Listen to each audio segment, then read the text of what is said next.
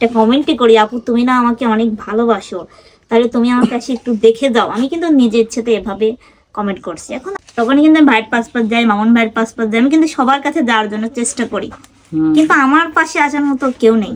যেটা সত্যি আমি সেটাই বলছি। আমরা সময় পাইনি আসলে, অপারেশন করে সারিও এই 7 দিনের মধ্যে একদিনও আসি নাই। না ভাই আসুক বা না আসুক, কিন্তু আমি তো বলছি যে আপনারা অনেকেই প্রশ্ন করেছেন আমাকে যে তোমাকে তো কামরুল ভাই, তারপর তোমার ভাইরা যারা ছিল অপারেশনের সময়, এছাড়া তো আমি কাউকে দেখলাম না। যত শিল্পীগুলো সবাই আছে উপস্থিত, মানে এই অনলাইন অবস্থাতে সবাই আছে, সবার সাথে টুকিটাকি মিল মহব্বত আছে। তো এখন কেউ যদি না আসে ভাই, কারুক তো জোর করে আমি আসলে মূল কথা কি যে আমাদের পাবনা এমন একটা সময় আমাদের একটা ছিল শিল্পী সমিতি ছিল। সেই শিল্পী সমিতি আস্তে আস্তে কিভাবে যে নষ্ট হয়ে গেল, যে একটা শিল্পী আসলে অসুস্থ হয়ে গেলে যে আর কয়েকটা কন্টেন্ট ক্রিয়েটাররা আসবে, আর সমিতি কয়েকজন যে আসবে এরকম আগে ছিল। কিন্তু এই ইদানিং আজ 2 বছর হয়ে গেল যে আমাদের এই পাবনা জেলা শিল্পী সমিতির যে একটা পাবনা অ্যাসোসিয়েশন ছিল, সেটাও আসলে আস্তে আস্তে হারিয়ে গেল। এটার জন্যই আসলে কন্টেন্ট ক্রিয়েটারগুলোও মানুষের প্রতি মানুষের ভালোবাসা হারিয়ে ফেলেছে। এটা আমাদের একটা ব্যর্থতা। হ্যাঁ, কারণ ছোট হোক বড় হোক প্রত্যেকটা মানুষ একটা আর্টিস্ট, তাদের কাছে আসাটা আমাদের পাবনা জেলা যে আমাদের সমিতি আছে তাদের আসা একটা কর্তব্য। আগে ছিল মিল মহব্বত, এখন কেউ আর আসে না। তো এখন খালি চিন্তা করে যে ও আমার চ্যানেলে কাজ করেছে কিনা, যদি কাজ করে সে যায়, ঠিক আছে, তাছাড়া যায় না, এরকম। তো যাক, আসলে সুস্থতা আল্লাহর দান, ভালোবাসা মানুষের মধ্যে। যারা আসলে দূর থেকে দেখে তোমাকে, তারা যেন আসলে মন থেকে দোয়া করে সুস্থ হয়ে যাও। আসলে যতটুকু অসুস্থতা, প্রত্যেকটা মানুষের সুস্থতা প্রয়োজন। এই জন্য আমি, তুমি, দর্শকগুলা সবাই বর্তমানে সবার প্রতি সবার ভালোবাসা কমে গেছে, বুঝছেন? আসলে মানুষ তো সামাজিক, ঠিক আছে, সবাইকে সবার প্রয়োজন হতে পারে। আজকে আমাকে প্রয়োজন নাই, কালকে প্রয়োজন ঠিকই পড়তে পারে। যার কারণে এইভাবে সবাই সবার থেকে দূরে সরে যাওয়া আসলে ঠিক না।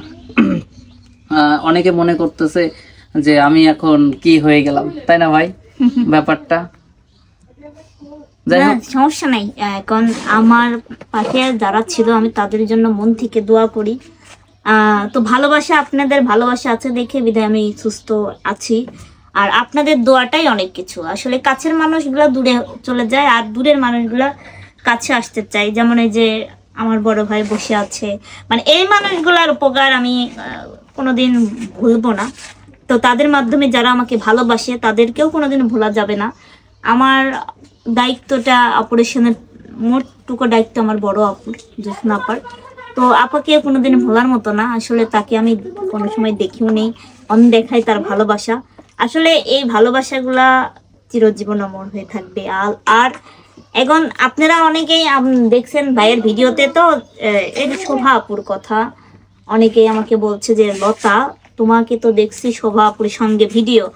তো শোভার তো এখন তোমার পাশে একটু হলেও আসা। আমি কিন্তু এই জন্য এই কথাগুলা শোভা আপু চ্যালেঞ্জ, শোভা আপু দেখে কিনা, আমি শুধু একটা কমেন্টই করি, আপু তুমি না আমাকে অনেক ভালোবাসো, তাহলে তুমি আমার কাছে একটু দেখে দাও। আমি কিন্তু নিজের ইচ্ছেতে এভাবে কমেন্ট করছি। এখন আপুরা অনেক ব্যস্ত থাকে, এই জন্য আসতে পারে না, হয়তো অন্য চ্যানেলে কাজ করে, তারা নাও আসতে দিতে পারে, কারণ তাদের ব্যক্তিগত বিষয়। এই জন্য আপনারা এরকম প্রশ্ন আমাকে করবেন না, কারণ শোভা আপু ভালো মানুষ, সবাই ভালো মানুষ। আমি মানে আমার এই প্রত্যেকটা শিল্পীদের মধ্যে বেশি অসুস্থ বলে মনে হয় আমারই যত ঝামেলা হয়, ঠিক আছে, আমার যত অসুস্থ বলেন, যত টানাটানি রুগী টানি, এরা আমার ঝামেলা। মানুষের পাশে কত আসা যায়, ভাই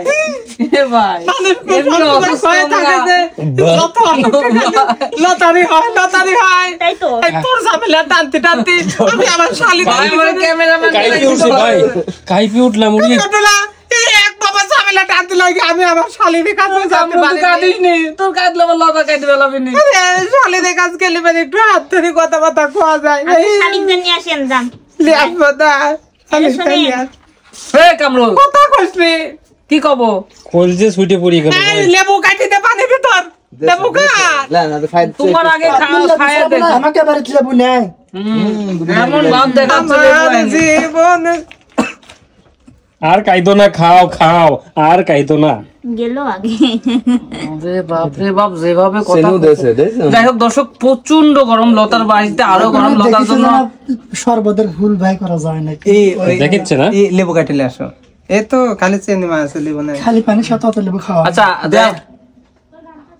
যাই হোক দর্শক বন্ধুরা, আমরা বিদায় নেই, কারণ প্রচন্ড গরম, লতাকে অত কষ্ট দিতে চাচ্ছি না, লতাকে ফ্যানের নিচে পাঠাই দিই, কারেন্ট তো থাকে না আমার বাসায়। যাই হোক সবাই লতার জন্য দোয়া করবেন, ভালো থাকবেন, সুস্থ থাকবেন, আল্লাহ হাফেজ। আচ্ছা এবার আমার দায়িত্ব ধরে দাও।